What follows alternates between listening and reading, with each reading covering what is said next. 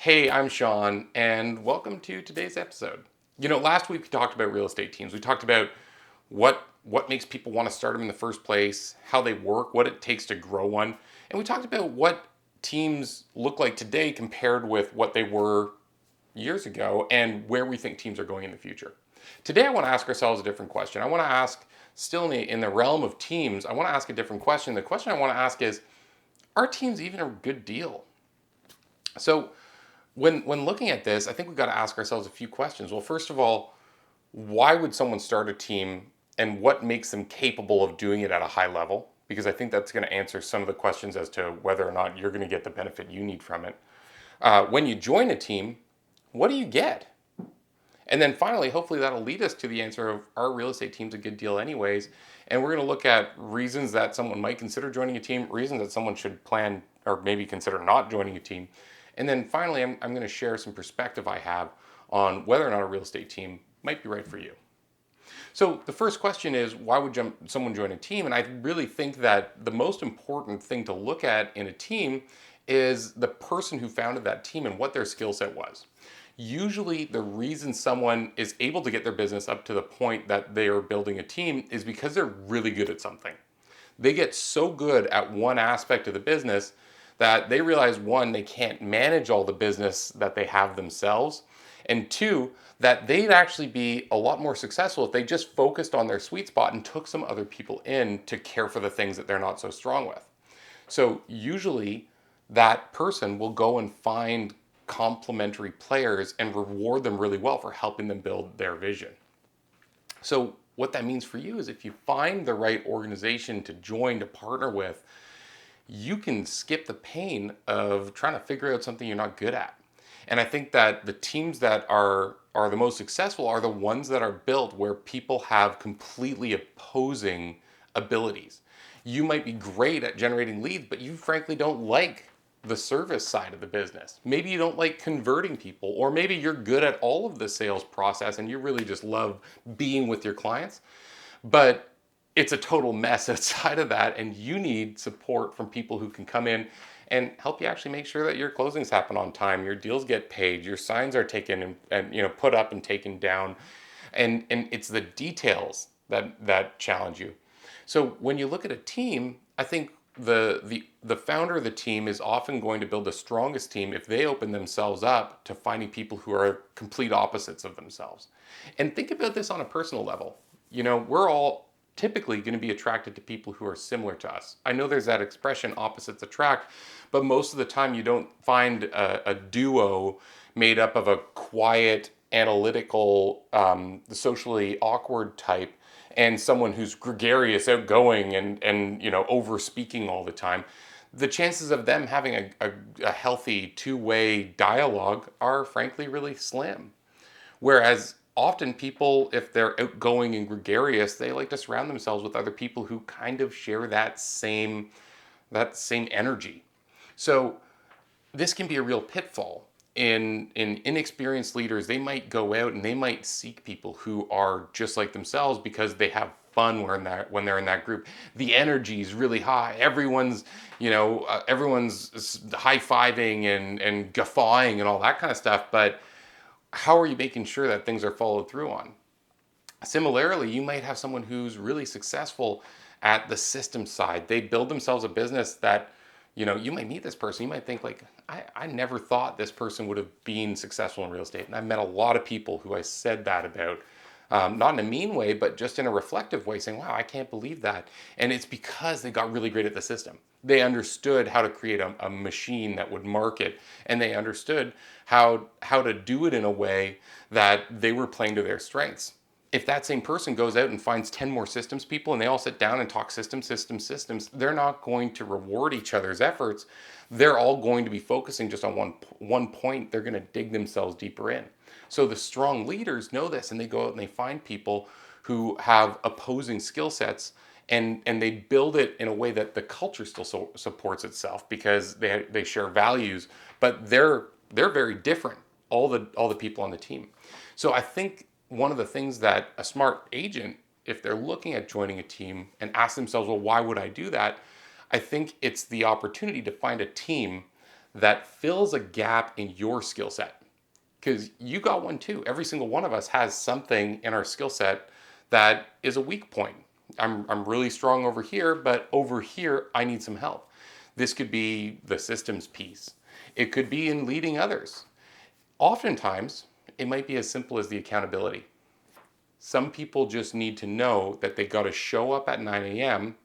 and get started. And left to themselves, they'll start at 11, they'll start at 12. However, if they know that they have someone there who's expecting them, that's waiting on them, many people will be completely different.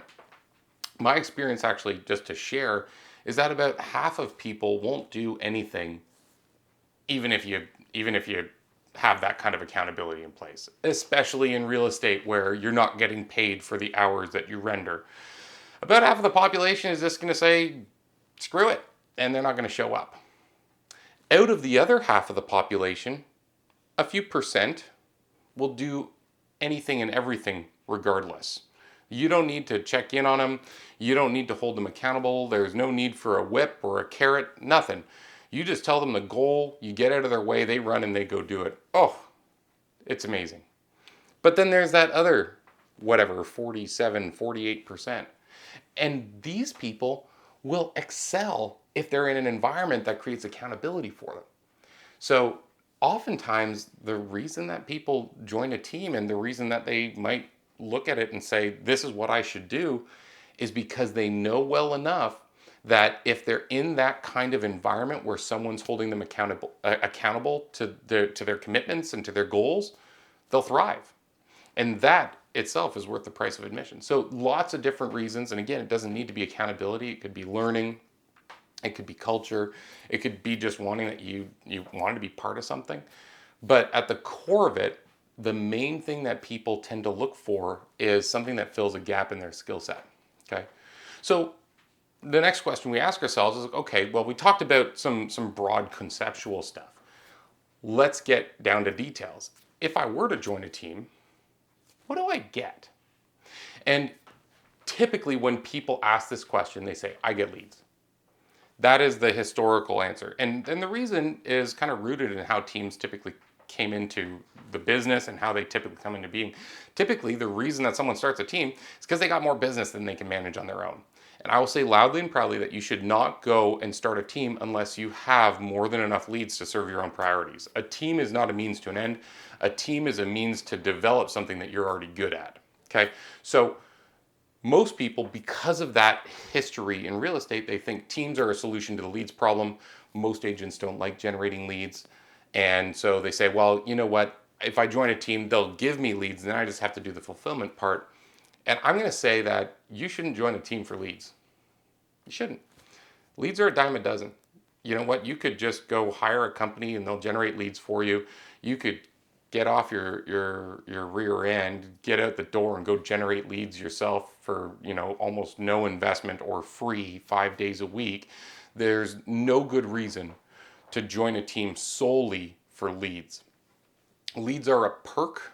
They're not even one of the main categories of why someone might consider joining a team. Now, I will say again, teams, typically well-run teams, have so much in place that they empower their agents to go and create leads in a more powerful way than they could on their own. And in addition to that, they're doing so much business that leads tend to come to you. But the highest performing teams, their agents are involved to such an extent in the business and in their database and in their activities that really only about 25% of the transactions that an agent on a team writes actually come from the team. Everything else is going to be spurred from the environment that they're in. So leads are not the reason. So if not leads, why join a team? Well, I've got three main reasons. And the first one is leadership. Here's the deal. This business is hard, right? I say all the time that it's a simple business. It's not that complicated, but it is not easy. That doesn't mean it's easy. It's a hard business. And just to survive in this business past a few years, you got to be in a small percentage of people who actually make it. The truth is that about 80% of realtors drop out after just a few years of holding a license. Typically when they come up for their 2-year renewal, it's a very common amount of time on most real estate boards that you have to kind of finish your articling courses and stuff like that. So agents come up for renewal, about 4 out of 5 of them don't even renew. So the majority of the industry drops out in their first 5 years of business. So just to get past that is frankly challenging. What's crazy to think about is that the majority of the deals are written by a really slim percentage of the agents. To be one of the top 1%, you're not 1 in 100, you're typically 1 in 1,000. That top few percent of agents who are writing deals are writing so many deals, it's absolutely staggering when compared with people who are the average. For example, on my real estate board, we have an average number of transactions per agent per year of about 2.8. So the average agent, and for most boards, you'll see this being between 1.5 and 4 deals per year on average. And yet there are a number of teams on any real estate board that are doing 300-400 deals a year. Often 5, 6, 7, we see teams writing 1,000 deals a year. So when you are in an environment that the people who are the high producers are so far ahead of the people who are average, there's a really compelling reason that someone getting started would want to be around that person. That person has grit, they've got longevity, they've got consistency, and they are clearly a strong business person. No one writes 400 deals or 500 deals alone. They understand the business side of it. They understand leadership. And so the first thing that I'd say, the number one reason that anyone should consider joining a team for what they get is leadership. You get to be in business with that person. Okay? That's the first thing. Now, the second thing is a general thing that teams do, and that is services. They provide services. So an agent starting a team has to go through several years of, frankly, discomfort. You start out, you're doing it all yourself, right? Like, if you don't have a maid, then you are the maid. You're cleaning your own floors or you live in a dirty house. And when you're running a business, if having a high level of quality in the service that you provide is important to you, well, guess what? You've got to keep your house clean. You got to make sure that things happen at the time that you said they were going to happen. You got to make sure your deals close with accurate paperwork. You got to make sure that your clients get the gifts that they were promised. All those little things need to happen. And so what happens, you start out doing all that yourself, and that's not sales. That's not what we got into this for, but it's important. It's really important. And after we've done that for maybe a year or often 2, we bring an administrator in, and that person takes that off our plate. But you're not done. You've got to show that person what the expectations are. You've got to nurture them. You've got to support them when they fall down and help them find solutions to the problems and lead them to be the support structure that you need. And then lead them to become leaders and build out the administrative side of your business, because it's never just one person. It's always, in a large team, going to be a group serving as an administrative hub. This takes years. It takes hundreds of thousands of dollars in salaries and failed bets and opportunities that didn't lead the way that you thought they would. It takes a long time. And you get to skip that. So the services side of the business is everything that goes into making it work. So joining a team, you're stepping into a well-oiled machine. You get to jump in and sit behind the driver's seat and really do what you came here to do. In real estate, there's 5 things you do that generate money. We build our skills, scripting and role playing. We lead generate, we lead follow up, we attend appointments, and we negotiate contracts. Those are the 5 things that bring dollars into your world. Well, guess what? We actually tend to spend about 80% of our time doing the administrative stuff. Very little of our actual time is spent on those 5 jobs. So joining a team, if you look at it from the right perspective, you should be able to be 5 times more productive, because they're going to take all of that off your plate, and you're just going to be doing that 20% high dollar productivity activities, and you have the opportunity to do them all day long, 5 times as much time. So services are a huge one. And then the third area that I think a lot of people overlook when they consider being part of a larger organization or a team is opportunity.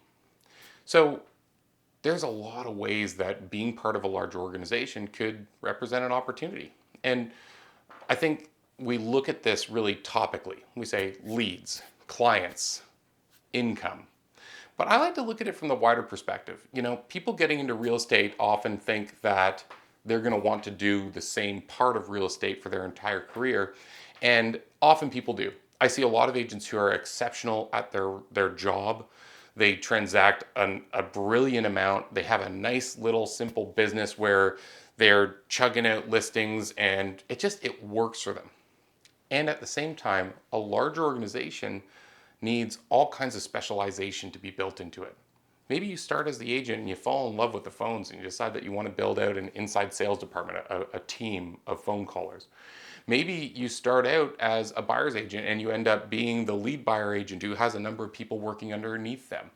Maybe after a little while, you get so good at that you decide you want to take over management of the entire sales side of the business, and you get the experience of training and coaching and holding accountable an entire team of really talented people.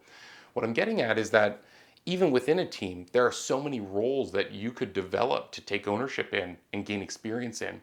But outside of a team, there are so many opportunities inside of real estate that most people don't see when they look peripherally from the surface. You might decide that you want to get into leadership in a brokerage. You might want to open a digital solution to provide a service to agents.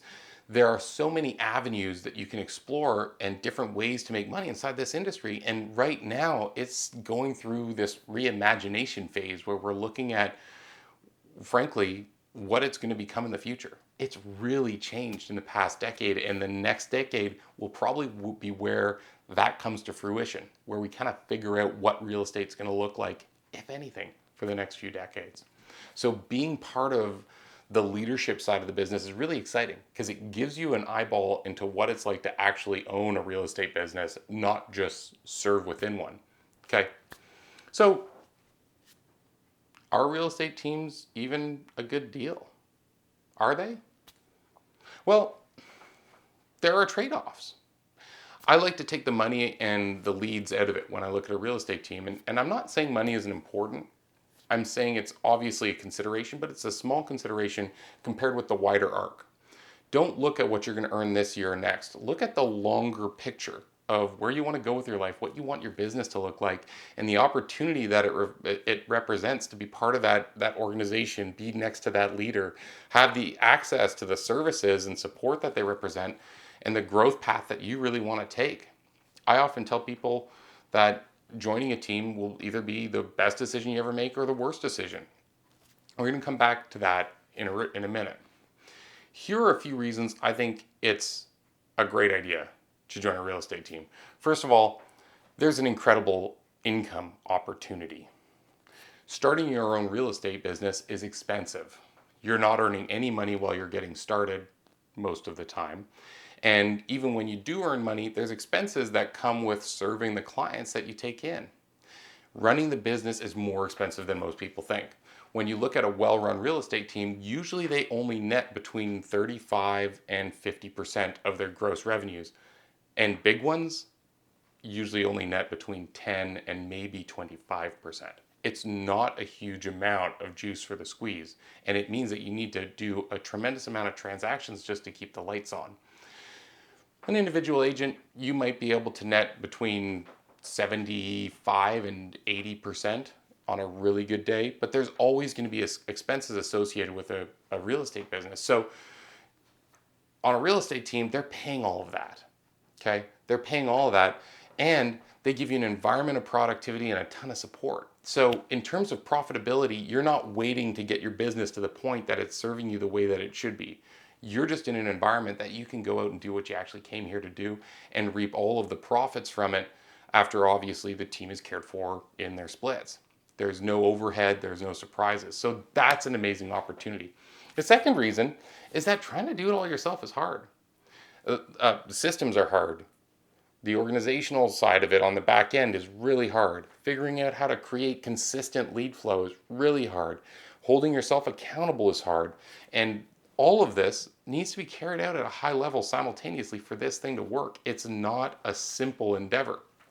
So, I would just look at that and say, well, do you want to take on the challenge of building everything from the ground up? Or do you like the idea of just kind of tagging into something that's already operational, working well, and coming here to do maybe what you really want to do, which is sell real estate. And then the final reason that I think people should consider it is that long-term partnerships are fun. This business is a lonely business. You'll hear this said over and over again. And it's because there's a lot of rejection. It's really challenging, and it's something that often you're left to yourself to kind of pick yourself up and dust yourself off when things don't go the way that you want them to. Simultaneously, it's also lonely when it's going well. In real estate, you might close on a commission check of 20, 30, 40, 50, $100,000, or often even more. And when you have these huge landfalls, you can't tell anyone about it. Imagine turning to a friend of yours who earns $60,000 a year and bragging about your $50,000 paycheck. You're going to be completely out of sync with them. And for that reason, you've got no support on the highs or the lows. So having a long-term relationship where you're in partnership with someone, where you have that kind of environment, that camaraderie, that support, it's really nice. It gives you the opportunity to be part of something that's bigger than just yourself. Now, I also like to point out that real estate's really transactional. You'll have these deals where you get to be part of someone's bigger story in their life, right? You got the grandma and she's struggling financially and she can't figure out how to get out of her home, and you work with her and you create solutions, and through what you do, you're able to effectively better that person's life. It feels great. And yet the majority of your transactions are going to be just that. They're going to be transactions. You work with the investor who's selling the condo, and they don't really care what you do or who you are. They just want to know, how long is it going to take? Do I need to do any work? What am I going to net, right? So being in a longer term relationship with someone, you get to better them, they get to better you, you get to grow together, you get to learn together, you get to challenge each other, and hopefully you both become wealth determiners for each other. You both get to have an impact on the level and size of what the other person's world can grow to be. There's a lot of reasons you might not want to join a team as well. The wrong team can really set you back. Not all real estate teams are a good deal. Frankly, I think most real estate teams are haphazard at best. I see a lot of people starting real estate teams who have little to no experience. They don't have a clear plan. They don't know how they're going to support their agents. Often, I see people starting real estate teams without even having anyone on the administrative side. So you come in, and back to the whole concept of if you don't have a maid, you are the maid. You're your own maid. So what are you doing here?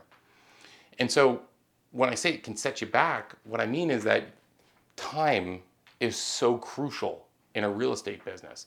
The longer it takes you to get into forward motion, to start gaining clients, to build that pipeline and your database, the longer it takes, the further back you are from being where you need to be.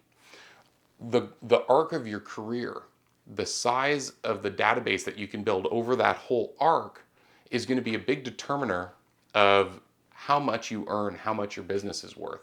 And so if you start out on the wrong team and you burn through 2 years trying to make it work, well, chances are you're not building a really effective database. In fact, most well-run teams, you don't take the people that you brought into your world with you when you leave. You're starting from scratch. So a long team can set you way back in terms of personal growth. And even if you write a whole bunch of deals with them, it's not worth it, because sure, you made a little bit of money, but in the long run, the time that you spent will not be worth the delay in you growing the accumulation of clients you need to get to where you need to be. Okay. The second reason is a really simple one. You're going to have to write more deals.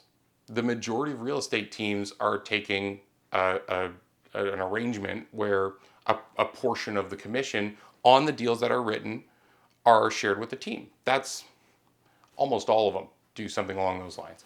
And it's usually somewhere between 50%, call it around 50%. Some teams start at 50 and go up as you write more deals. Other teams start a little under, depending on the deals they give you. Every team's a little bit different, but the majority of teams are going to take a percentage of your commission.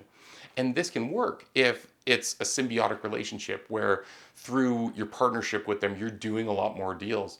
And at the same time, you got to be aware of the fact that you're going to have to serve more clients. It's going to take more of that aspect from you. So if you don't have enough clients to serve, if what you're doing with the team isn't working, well, you might be sharing where you're not getting enough reward and return to make it worth the trouble. So look at the team that you're coming into and ask what can they do to put jet fuel into me so that everything I do is more productive and I get more that way. And then the last one is a personal one. I'm going to ask you to do a gut check on this. If you join a team, it means you don't get to do it all yourself. So hold on, wait, what?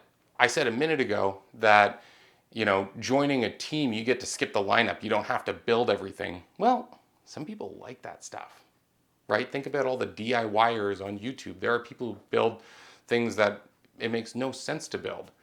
I always look at phyllo pastry, that pastry that you make all those tiny sheets. Why would you ever make that at home? It's dirt cheap. It's a pain in the butt to make yourself. Go buy it at the store for $1 or $2 and just cook it. You don't need to spend a day making it, but some people love that kind of thing. And they'll spend the day stretching it out. Some people build their own cars because it's something that they're passionate about. They like the challenge, they like the intimacy and the detail that goes into taking something from nothing and turning it into something. And if you know that that's where you're going and that's what you want your business to look like in the long run, well, again, don't waste a year or two, peeking under the curtains of someone else's business thinking you're going to get trade secrets. All these businesses are pretty straightforward. It's really simple. All we're doing is supporting people and helping them get out and have conversations. So if you feel like you're going to want to do it all yourself in the long run anyways, why don't you just start there? And then finally, go with your gut. If you're trying to decide what you should do, weigh all of the options. Think about it. I know people will probably make spreadsheets about this with pros and cons, but trust your gut.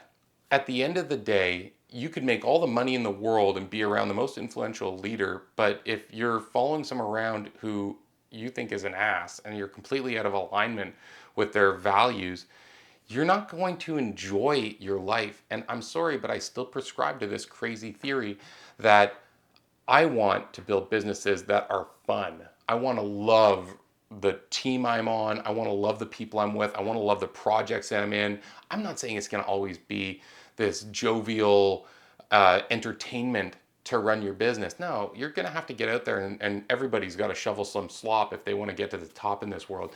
And at the same time, why can't it be fun along the way? So look at the values of the team. What's important to the team? Is it in alignment with you? Some teams are all about family. Some teams are all about engagement. Some teams are all about culture. Some teams are just about grinding and making money. And there's no right or wrong answer here. What's important is that you know and you measure it when you look at where you want to be and put yourself in the right environment. Look at the vision for the business. If the business doesn't have a vision to grow big enough that lets you get everything you want in your world within the envelope of how big the scope of that business has grown, well, you know then that you're going to outgrow it. Look at whether or not that's going to be a challenge. If the vision of the business isn't big enough, but the owner is nearing the end of their career, maybe there's an opportunity there where you could assume the database and create a world where they get some kind of retirement package or buyout through partnering with you and leading you into ownership of the business. But make sure that you've got a long-term plan that you can see where you're going to sit and what you're going to be doing down the road. Ask about the cultural fit. Values are important, but what's the culture of the team? What's the energy like in the office? What do they do outside of work together to support each other, to let each other feel heard and to create that kind of the feeling that you're more than just part of a team doing a job. You're part of a tribe, a group. You've got a place. And then, really, ask yourself what's going to be the most fun. Again, you can make money anywhere, right? You can make money anywhere. What are you going to enjoy? Is it the person that you're sitting next to that's going to bring you energy? Who are you going to want to be with Monday to Friday, 8 till 5? Frankly, probably even more. In real estate, we work crazy hours and we're rewarded well for it when we do. And at the same time, you're probably going to spend more time with these people than you do with your own spouse. So are you going to have fun? And is it going to get you to your end game? right? What's the long-term plan that you have for your life? Does this opportunity feed you getting there? If it doesn't, don't do it. Just go do your own thing.